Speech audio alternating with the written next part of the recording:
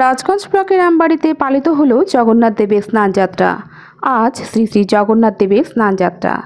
বিভিন্ন জায়গার পাশাপাশি রাজগঞ্জ ব্লকের আমবাড়িতেও ধর্মীয় মর্যাদা ও উৎসবমুখর পরিবেশে সুসম্পন্ন হলো স্নানযাত্রা। আমবাড়ির ঐতিহ্যবাহী চন্দবাড়ি ও আমবাড়ি রথযাত্রা কমিটির উদ্যোগে যথাযথ নিয়ম রীতি মেনেই পালিত হয় স্নানযাত্রা। এবছর চন্দবাড়ি রথযাত্রা ৭৮তম বর্ষে পদার্পণ করল। আগামী ২৭শে জুন অনুষ্ঠিত হতে চলেছে মূল রথযাত্রা, আর তার আগেই আজকে স্নানযাত্রা দিয়ে সূচনা হলো এই উৎসবের। এদিন চন্দবাড়ির পাশাপাশি আমবাড়ি রথযাত্রা কমিটিও একইভাবে পালন করে স্নানযাত্রা। এলাকা জুড়ে মহিলা ও পুরুষরা সক্রিয়ভাবে অংশগ্রহণ করেন।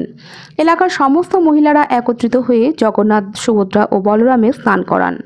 চন্দবাড়ির তরফে অনিমেষ চন্দ্র জানান, সমস্ত নিয়মরীতি মেনেই আজকে স্নানযাত্রা সম্পন্ন হয়েছে।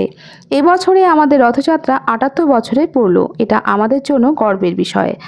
আজ স্নানযাত্রার মধ্য দিয়ে রথযাত্রার প্রস্তুতি শুরু হয়ে গিয়েছে।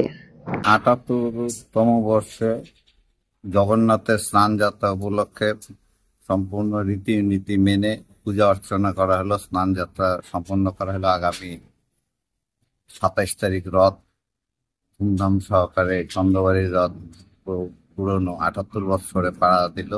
সেই রথ বের হবে, তারই পূর্ব প্রস্তুতি হিসাবে আজকে নিয়ম রীতি মেনে স্নানযাত্রা সম্পন্ন করা হলো।